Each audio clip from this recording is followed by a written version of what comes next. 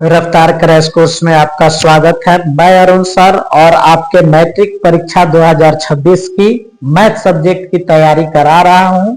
मुझे आशा है कि आप स्वस्थ होंगे, मस्त होंगे, जबरदस्त होंगे और अपनी मैट्रिक परीक्षा की तैयारी जोरों शोर से कर रहे होंगे। और आज मैं शुरू करने वाला हूं जो कि सभी स्टूडेंट के लिए यह चैप्टर एकदम डिमांडेड होता है। और यह चैप्टर का नाम क्या है आप बोलिए, आप कमेंट जरूर कीजिएगा। तब तक मैं बता दे रहा हूं त्रिकोणमिति, ठीक है ना। तो त्रिकोणमिति मैं शुरू करने वाला हूं और जस्ट उसको मतलब ज्यादा वीडियो नहीं है, जो भी रिलेटेड है मैं उसको तुरंत खत्म करूंगा। और इसका वीडियो जो है एक दिन में एक दो नहीं, लगभग 3-4 वीडियो आएगा, 10 मिनट, 15 मिनट, 20 मिनट का। तो त्रिकोणमिति का जो बेसिक है उसके बारे में हम लोग समझते हैं। पहले नाम तो लिख दे, त्रिकोणमिति। त्रिकोणमिति, ठीक है। त्रिकोणमिति, ट्रिग्नोमेट्री, ट्रिग्नोमेट्री, ठीक है। ये हो गया आपको, ठीक है, त्रिकोणमिति, ट्रिग्नोमेट्री, ठीक। अब यहाँ पे थोड़ा सा बेसिक अगर हम बात करते हैं तो त्रि मीन्स क्या होता है। त्रि मीन्स होता है बाबू तीन, ठीक है ना, तीन। और कोण तो आप जानते हैं ये त्रिभुज का, या यहाँ पे त्रिभुज की बात है तो कोण। और मिति मीन्स होता है मापना। मिति मीन्स क्या होता है, मापना। पूरा विस्तार से नहीं बताएंगे, ठीक है ना। यहाँ पे अगर हम बात करते हैं तो त्रि माने तीन हो जाएगा, ठीक है। उसके बाद कोण आएगा और उसके बाद मापना आएगा, ठीक है। आइए, तो क्रैश कोर्स है, उसी ढंग से ना पढ़ाएंगे कि जल्दी से सिलेबस खत्म हो। अर्थात अगर हम देखते हैं तो तीन कोणों को मापना, ठीक है। तीन कोणों का मापना और उसका जो विधि होता है वही त्रिकोणमिति होता है, ठीक है ना। और यहाँ भी वही, यहाँ पे अगर अंग्रेजी में देखते हैं तो ट्राई मीन्स भी तीन होता है।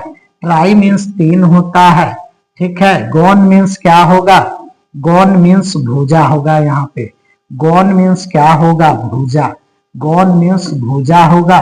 और मेट्री, मेट्री का मतलब होता है यहाँ पे मापना, ठीक है ना, मापन।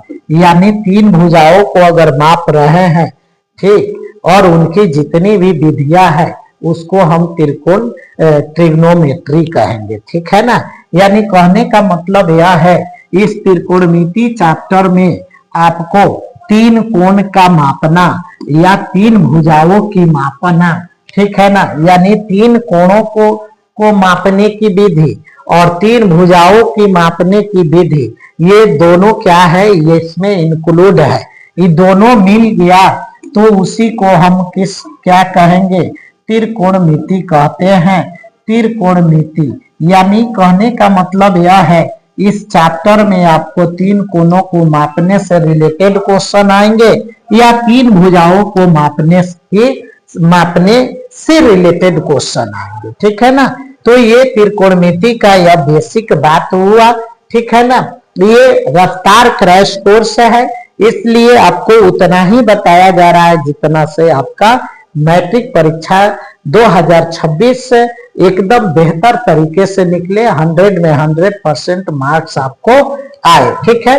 तो त्रिकोणमिति में हम लोग तीन कोण और तीन भुजाओं के बारे में पढ़ते हैं, ठीक है ना, या उनके जो भी सूत्र है भुजा निकालने के लिए या कोण निकालने के लिए, उसके बारे में हम लोग इसमें पढ़ते हैं, ठीक है। इसमें अगर हम बात करते हैं कि त्रिकोणमिति में आखिर तीन कोणों की बात हो रही है, तीन भुजाओं की, तो इसमें कौन से, देखिए, तीन कोण और तीन भुजा, तीन कोण और तीन भुजा किसमें आएगा, तीन कोण और तीन भुजा, तीन कोण और तीन भुजा किसमें आएगा, ध्यान दीजिएगा। तीन कोण और तीन भुजा किसमें आएगा, तो त्रिभुज में आएगा। अब रहा बात कि त्रिभुज में आएगा, तीन कोण और तीन भुजा किसमें आएगा, त्रिकोण में, त्रिभुज में आएगा। तो यहाँ पे अगर हम देखते हैं कि त्रिभुज में आ रहा है तो त्रिकोणमिति में कौन से त्रिभुज के बारे में पढ़ना है? त्रिभुज तो 3 तरह के होते हैं। अगर कोण की दृष्टि से देखा जाए तो न्यून कोण, समकोण और अधिक कोण। अगर भुजा के दृष्टि से देखा जाए तो आपको हो जाएगा समबाहु, विषमबाहु और क्या हो जाएगा समद्विबाहु। समबाहु, समद्विबाहु, विषमबाहु हो जाए। आखिर इन 6 में से कौन सा त्रिभुज हमें लेना है? नहीं, तो हमें लेना है समकोण त्रिभुज। ध्यान रखिएगा, याद भी रखिएगा, समकोण त्रिभुज यानी पूरे आपको त्रिकोणमिति के जितने भी चैप्टर है, नहीं टॉपिक है, उस सब में आपको किससे रिलेटेड क्वेश्चन आएगा? वो त्रिभुज का अगर आ रहा है तो वो त्रिभुज का कौन सा त्रिभुज होगा? तो समकोण त्रिभुज होगा। ठीक है ना?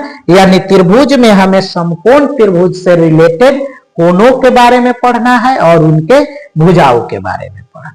ठीक है ना?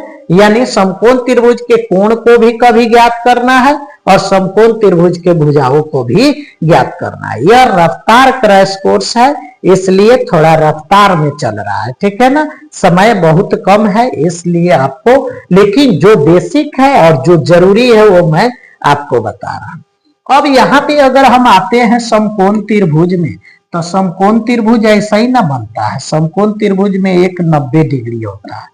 अगर मान लीजिए इधर से बनाते हैं तो ये भी समकोण त्रिभुज है, ये क्या होगा? ये भी 90 डिग्री होगा। ठीक है? अब समकोण त्रिभुज में अगर हम भुजाओं की बात करते हैं, भुजाओं की ध्यान रखिएगा, समकोण त्रिभुज में भुजाओं की बात करते हैं तो 90 के सामने वाला एच कहलाता है। ठीक है? जिसे हम हिंदी में कर्ण कहेंगे। ध्यान रखिएगा।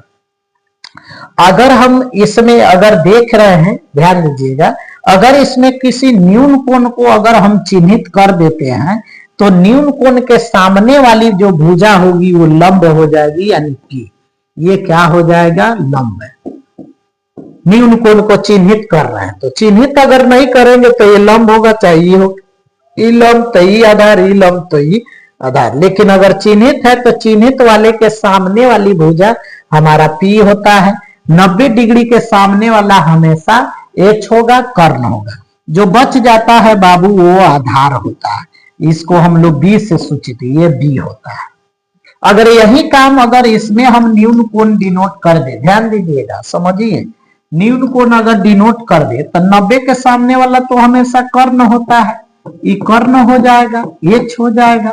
ठीक है? और न्यून कोण के सामने वाला जो भुजा है वो क्या होता है? लंब होगा।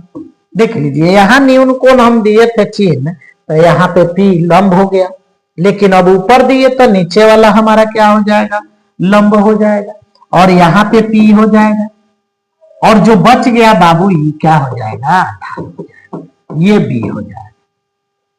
अब आप तो पहले ऐसे भी आपका 10th क्लास लास्ट कर रहा है। अगर आप मैट्रिक परीक्षा देने वाले हैं तो, अगर जो लोग नहीं देने वाले हैं वो लोग समकोण त्रिभुज में क्या समझता है कि नीचुए वाला आधार होता है, नीचुआ वाला जो लंबवत खड़ा होगा वही लंब होगा। लेकिन नहीं, यहाँ पे 2 जगह चीज जिसको आप कह रहे हैं उसका अगर समकोण त्रिभुज आप बनाते हैं तो केवल समकोण बनाएंगे तो ये एच होगा, ये बी होगा, ये पी होगा। ठीक है ना? लेकिन नहीं, यहाँ पे स्पेशल आपको समकोण त्रिभुज के बारे में पढ़ना है, वो भी त्रिकोणमिति में। तो अगर न्यून कोण जहां डिनोट करेंगे उसके सामने वाला हमेशा पी होगा, 90 के सामने वाला कर्ण होगा और नीचे वाला आधार होगा। ठीक उसी तरह 90 के सामने कर्ण होगा और जो न्यून कोण है उसके सामने लंब होगा, और जो बच जाएगा वो आधार होगा, चाहे वो लंबवत हो चाहे वह सोया हुआ हो। बोलिए, क्लियर है?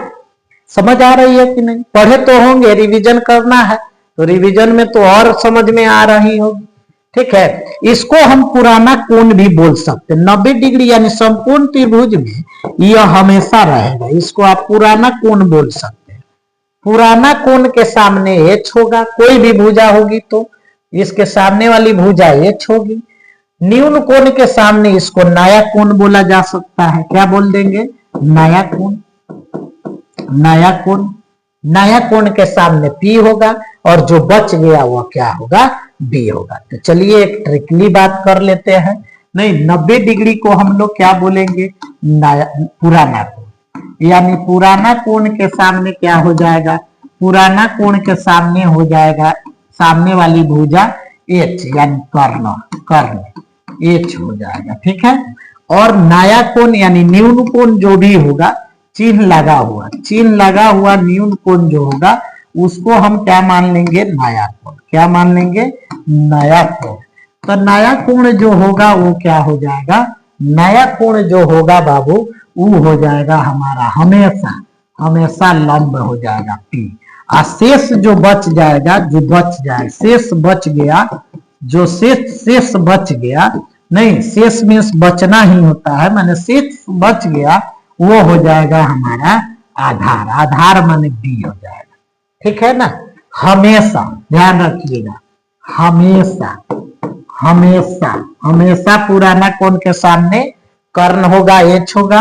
हमेशा हमेशा आपको न्यून कोण के सामने वाला क्या होगा, नया कोण के सामने वाला P होगा। जो बच जाएगा वो क्या हो जाएगा, आधार हो जाएगा। यानी अगर एक और फिगर हम देखते हैं नेक्स्ट पेज पे, अगर ऐसे तो बिना हम लोग क्या करेंगे, चिन्हित, देखिए 90 के सामने एच लिख देंगे। अगर मेरा न्यून कोण है तो P आई B। अगर इधर से आपको बन रहा है तो ऊपर में अगर न्यून कोण है तो ये P हो जाएगा, पुराना कोण के सामने एच, और जो बच जाएगा वो B हो जाएगा। तो इस तरह समकोण त्रिभुज बना के पहले P B H लिखना आप सीख लीजिए। नया कोण और पुराना कोण जरूर याद रखिएगा। ठीक है। ये रहा त्रिकोणमिति के लिए बेसिक नॉलेज। ठीक है। अब उसके जितने भी त्रिकोणमितीय अनुपात है 6 गो, उसके बारे में मैं वीडियो लेकर आऊंगा। छोटा छोटा वीडियो होगा, उसको देखिएगा, बहुत मजा आएगा। और उसमें ऑब्जेक्टिव क्वेश्चन भी मैं बताऊंगा। ठीक है। ताकि आपको उससे तैयारी भी हो जाए, और वो जो ऑब्जेक्टिव मैं बताऊंगा वो आपको परीक्षा में टैग भी करेगा। ठीक है। मतलब टैग मतलब छपा छपाया वैसा आता है। ठीक है। और बाकी जो है वो टाइप्स रहेगा। तो फिर मिलते हैं नेक्स्ट वीडियो में। Okay, bye bye. अगर वीडियो अच्छी लगी हो तो कमेंट, शेयर, लाइक जरूर कीजिए। सब्सक्राइब नहीं किया है तो कर लीजिए। मिलते हैं नेक्स्ट वीडियो में, नया वीडियो और नए जोश के साथ। तब तक आप अपना मैट्रिक परीक्षा तैयारी करते रहिए। Okay, bye bye.